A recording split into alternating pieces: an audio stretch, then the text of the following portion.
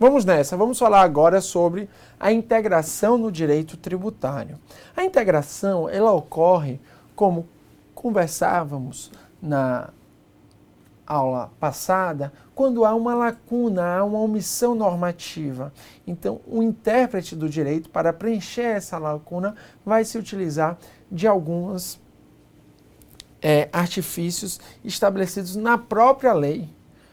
Alguns métodos de integração no direito tributário, que são 4 no direito tributário. A analogia, os princípios gerais de direito tributário, os princípios gerais de direito público e, por fim, a equidade. Então, vejamos, a integração no direito, segundo a hermenêutica tradicional do CTN, é o preenchimento da lacuna ou do vazio normativo. Não existe dispositivo expresso para regular determinada situação e o intérprete utiliza-se dos métodos de integração para colmatar a lacuna, ou seja, para preencher a lacuna normativa.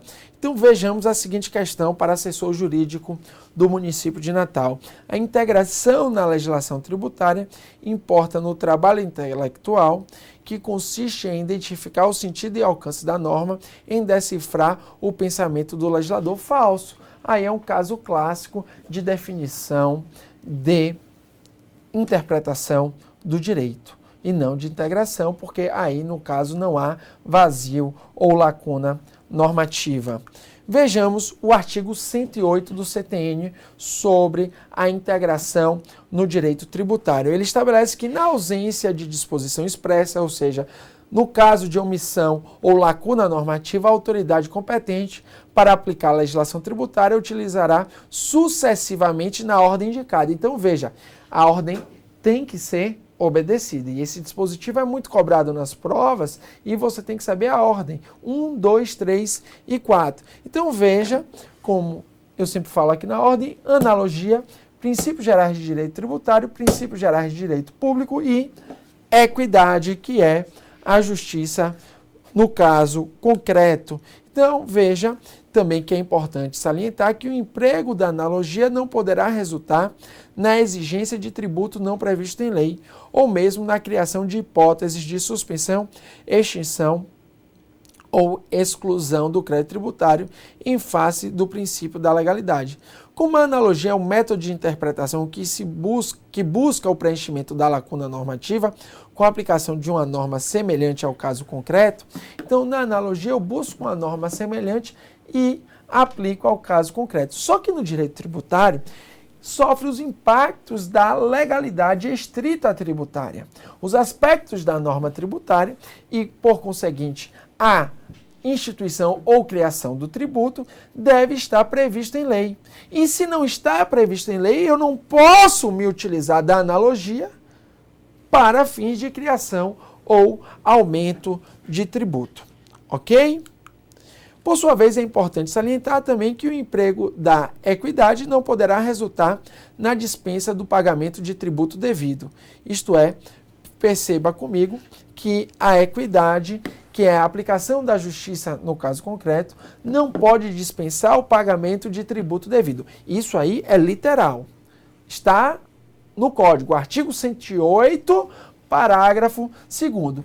Por outro lado, é importante você verificar que, no caso da remissão tributária, segundo o artigo 172 do CTN, é possível a aplicação da equidade. Mas aí você tem que analisar os dispositivos de forma separada. Então veja que, como eu disse, a equidade é considerada como aplicação da justiça no caso concreto, abrandando o rigor da lei, tendo em conta as características pessoais ou materiais do caso. Veja, artigo 108, parágrafo 2º. Não poderá resultar na dispensa do pagamento de tributo devido. Por sua vez, é importante salientar o artigo 102, inciso 4, que dispõe que a lei pode autorizar a autoridade administrativa a conceder por despacho fundamentado remissão do crédito tributário atendendo às considerações de equidade em relação com as características pessoais ou materiais do caso. Então, a remissão pode ter como causa a equidade, mas a remissão sempre vai ser uma remissão legal, ou seja, vai estar disposto na lei que o tributo será perdoado. Não é o caso da integração. Então você tem que separar as situações. No caso da integração não há norma. E se não há norma, eu não posso dispensar. Agora, aqui na remissão, você vê que é a remissão legal. A lei dispondo que pode perdoar o tributo ou a multa em casos em que a lei dispõe sobre a aplicação da equidade. Então preste atenção, tanto no artigo 108, parágrafo 2º, do CTN, como no artigo 172, inciso 4.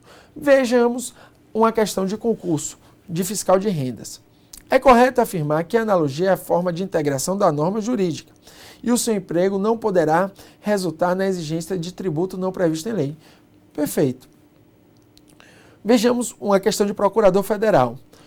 Um fiscal da Receita Federal do Brasil, ao aplicar a legislação tributária, na ausência de disposição legal expressa, pode empregar a analogia, desde que isso não resulte na dispensa do pagamento de tributo devido. Desde que a analogia não resulte na dispensa do pagamento de tributo devido também, né?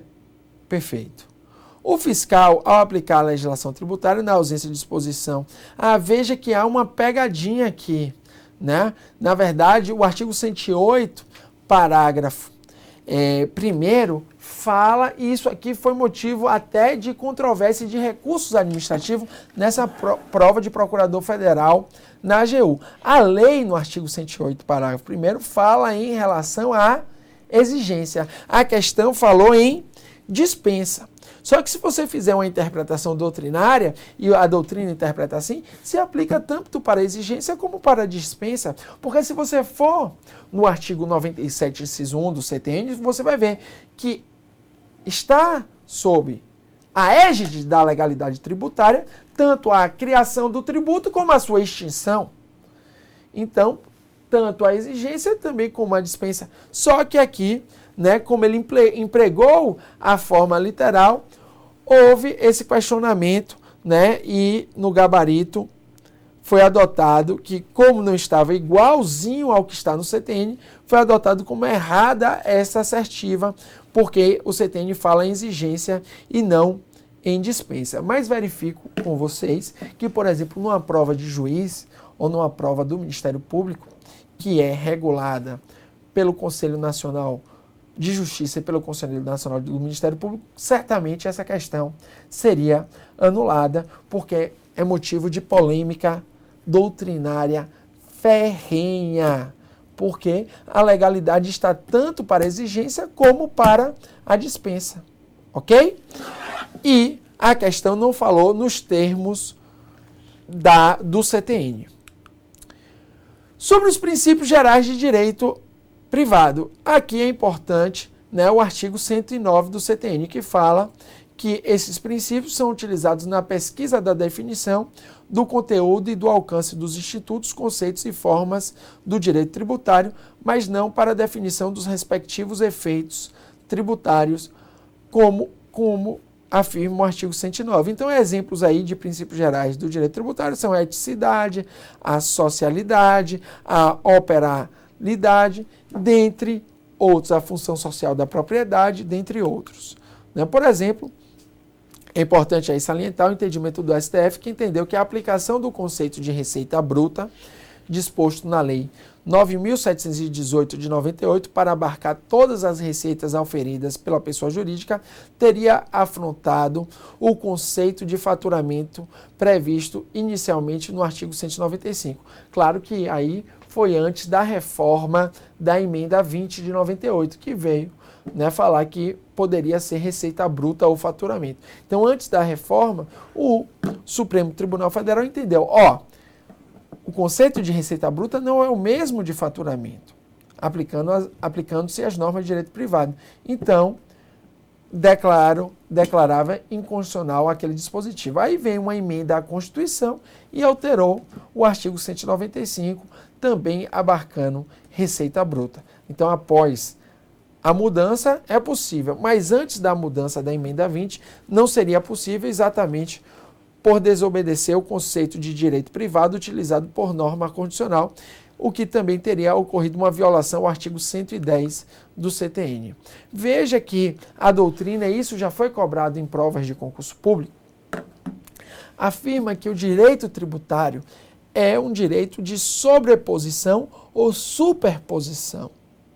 Uma vez que, quando eu vou estudar o direito tributário, por exemplo, quando eu vou estudar o imposto de transmissão, causa mortes e doação, eu tenho que ir no direito civil, estudar o conceito de doação disposto no artigo 538 do Código Civil. Eu tenho que ir no Código Civil e estudar o conceito de herança. Né? Quando ocorre a herança, né, tenho que estudar o princípio da Saicine, que diz que irá valer o momento da morte para a transmissão dos bens nesses casos, né, de falecimento. Então, quando eu estudo o direito tributário, ele está sobreposto, por quê? Porque eu tenho que ir ao direito privado para entender, por exemplo, o conceito de mercadoria, o conceito de produto industrializado, o conceito de serviço de comunicação, o conceito de prestação de serviços de qualquer natureza.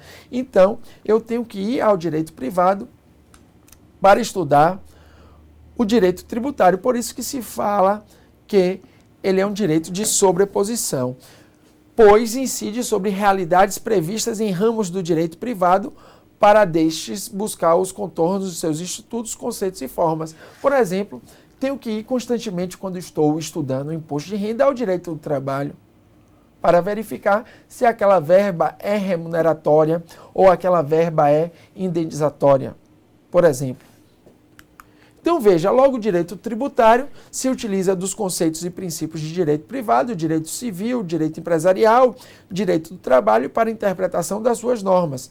Por exemplo, prestar serviços, propriedade de bens imóveis, tenho que ir no Código Civil, remuneração do trabalhador, tenho que ir na CLT, consolidação das leis do trabalho, circulação de mercadorias, tenho que entender o que é mercadoria perante o direito empresarial. São institutos regulados por normas de direito privado utilizados no alcance do direito tributário. Vejamos aqui uma questão de concurso sobre o tema do Ministério Público, né, de Contas do Rio. A lei tributária não poderá alterar a definição, o conteúdo e o alcance dos institutos, conceitos e formas de direito privado utilizados expressa ou implicitamente pela Constituição Federal, pelas constituições dos estados, pelas leis orgânicas do DF ou dos municípios ou pelas leis complementares para definir ou limitar competências tributárias. A banca aí adotou a literalidade do artigo 110 do CTN.